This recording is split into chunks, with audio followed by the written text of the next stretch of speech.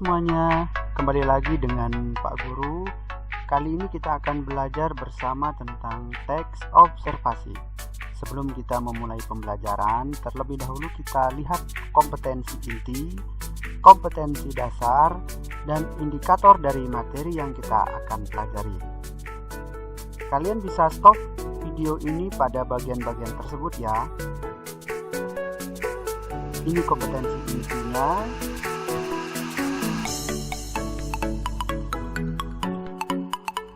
Dan dasar, dan ini indikator pencapaian kompetensi. Baik, langsung saja kita mulai. Berikut daftar materinya.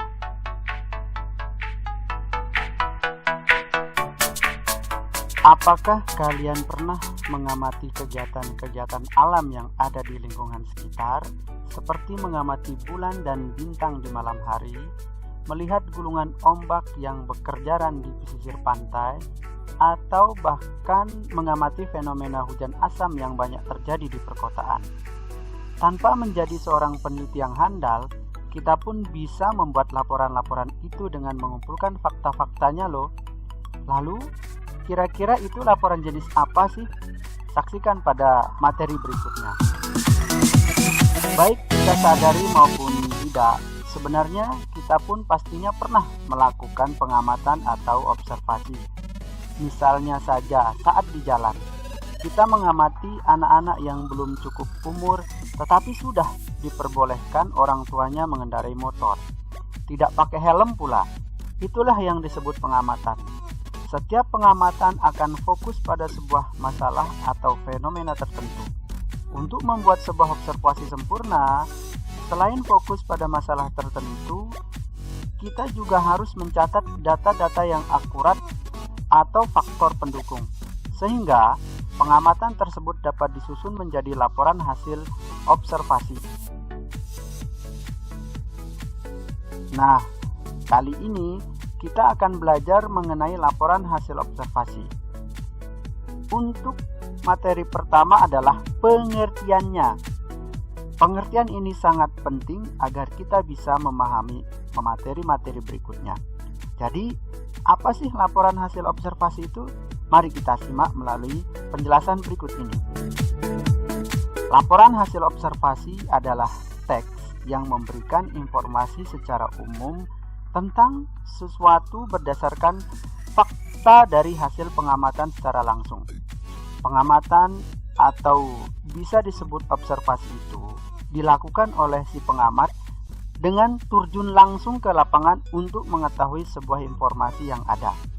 Informasi itu bisa meliputi objek tentang keadaan alam maupun keadaan lingkungan, seperti hewan, tumbuhan, sosial, sebuah peristiwa kesenian dan kebudayaan. Salah satu pakar menyatakan bahwa teks laporan hasil observasi mengemukakan fakta-fakta yang diperoleh dari hasil pengamatan, bukan imajinasi. Hal ini menegaskan bahwa yang diungkapkan dalam laporan hasil observasi adalah sesuatu yang benar-benar terjadi. Teks laporan hasil observasi hampir menyerupai teks deskripsi, karena sama-sama menyampaikan suatu informasi berdasarkan fakta. Namun terdapat perbedaan pada sifatnya. Teks laporan hasil observasi bersifat universal atau umum, sedangkan teks deskripsi bersifat unik dan individual. Teks laporan menggambarkan sesuatu secara umum dan sesuai fakta yang ada tanpa ada opini atau pendapat penulis. Sedangkan teks deskripsi menggambarkan secara khusus, yaitu unik dan individual, dan penggambarannya sesuai dengan sudut pandang penulis. Teks laporan hasil observasi berisi penjabaran umum hasil pengamatan. Teks ini disebut juga teks klasifikasi, karena memuat klasifikasi mengenai jenis-jenis sesuatu berdasarkan kriteria tertentu. Bukan hanya itu saja, teks ini juga menggambarkan ciri bentuk atau sifat umum benda, hewan, manusia, tumbuhan, atau peristiwa yang terjadi di alam semesta ini.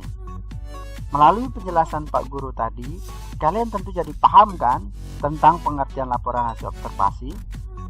Dapat kita simpulkan bahwa laporan hasil observasi adalah informasi yang dibuat berdasarkan pengamatan.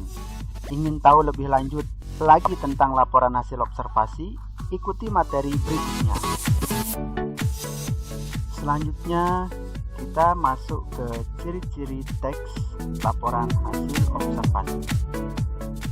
Akhir-akhir ini banyak sekali ya berita-berita simpang siur atau biasa dikenal dengan hoax yang beredar di media sosial.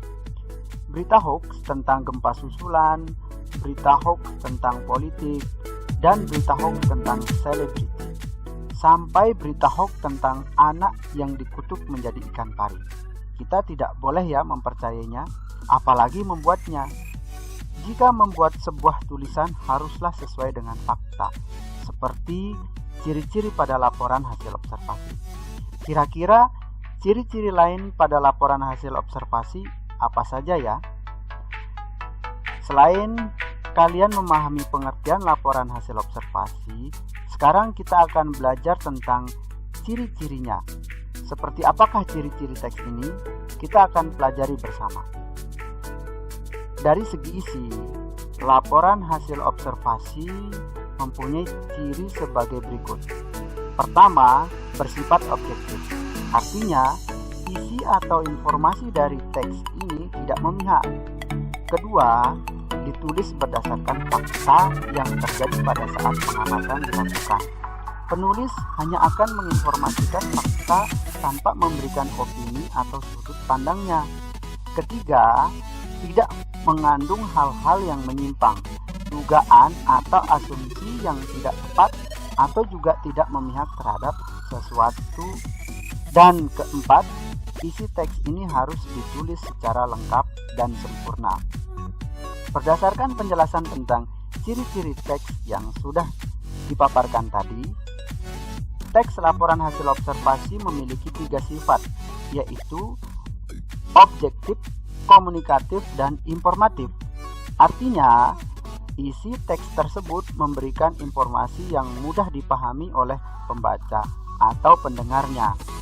Setiap informasi disajikan atau ditulis secara objektif dan faktual dengan fakta yang ada yang telah diamati sebelumnya.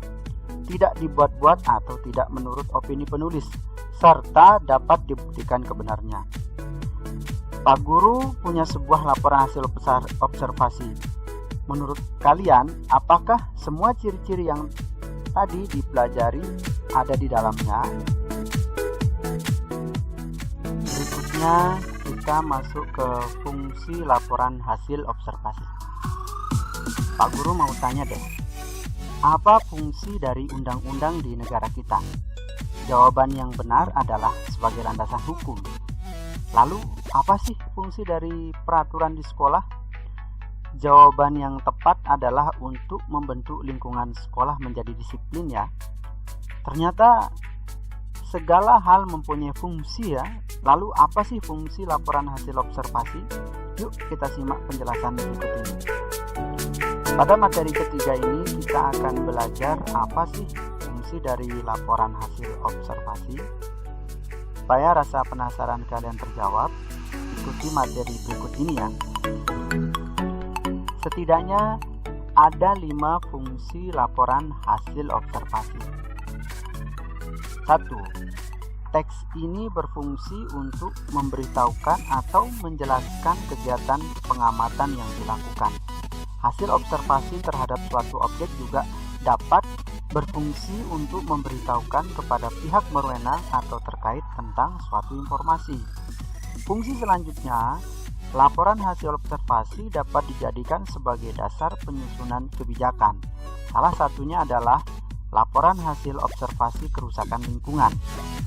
Selain itu, banyak teks laporan hasil observasi yang dapat dijadikan bahan informasi untuk berbagai kepentingan.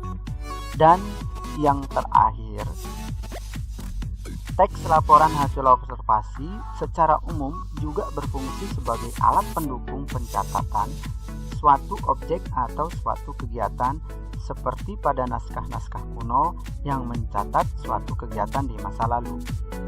Berdasarkan fungsi-fungsi dari laporan hasil observasi, terlihat bahwa teks ini sangat penting dan memiliki tujuan yang jelas. Di antaranya, mengatasi suatu persoalan, menemukan teknik atau cara terbaru mengambil keputusan yang lebih efektif, melakukan pengawasan atau perbaikan, serta mengetahui perkembangan suatu permasalahan. Oke, melalui materi ini, tentunya kalian telah mengenal dan paham fungsi serta tujuan yang dibuat pada sebuah laporan hasil observasi.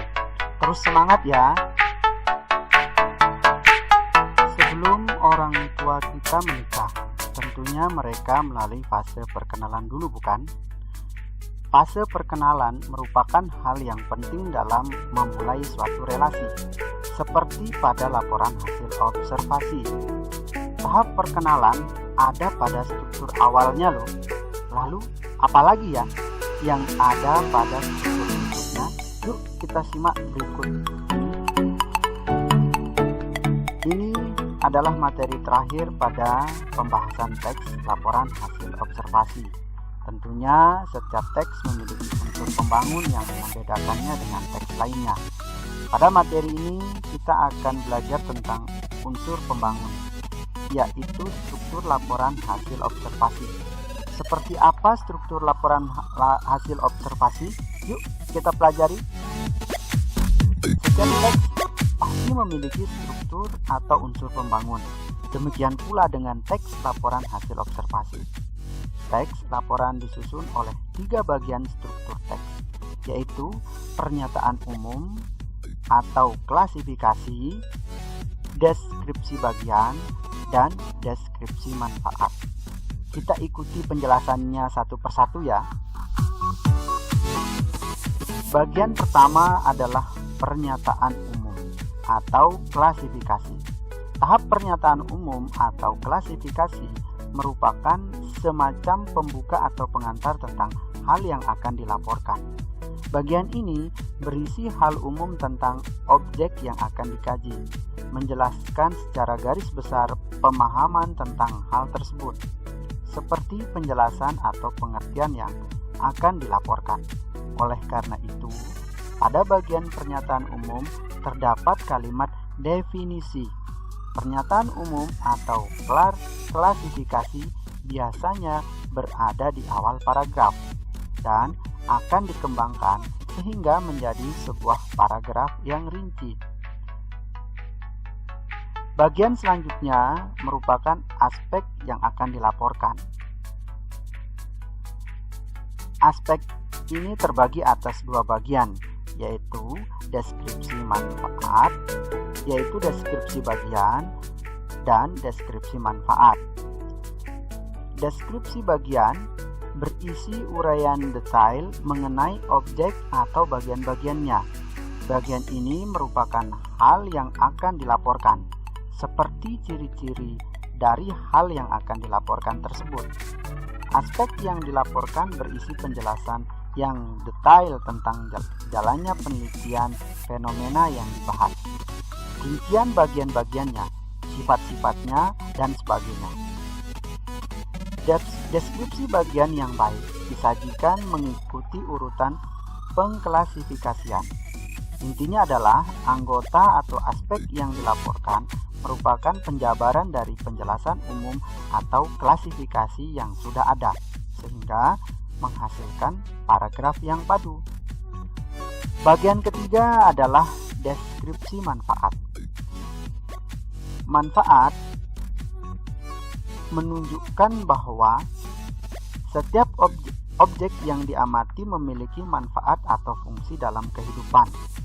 Deskripsi manfaat merupakan bagian dari laporan hasil observasi yang berisi tentang manfaat dari adanya laporan tersebut. Pada contoh-contoh laporan hasil observasi, ada juga penulis yang menambahkan bagian simpulan di akhir laporannya. Namun, bagian ini boleh ada dan boleh tidak, karena paragraf simpulan pastilah merupakan gabungan antara fakta yang disajikan dan opini penulis laporan. Dan Kesimpulannya adalah ada 3 hal yang merupakan struktur laporan hasil observasi, yaitu pernyataan umum atau klasifikasi, deskripsi bagian, dan deskripsi manfaat. Setelah kita mengenal laporan hasil observasi, selanjutnya kita akan belajar tentang unsur kebahasaan teks tersebut. Apa saja ya unsur kebahasaan yang ada pada teks ini? Kita akan belajar pada materi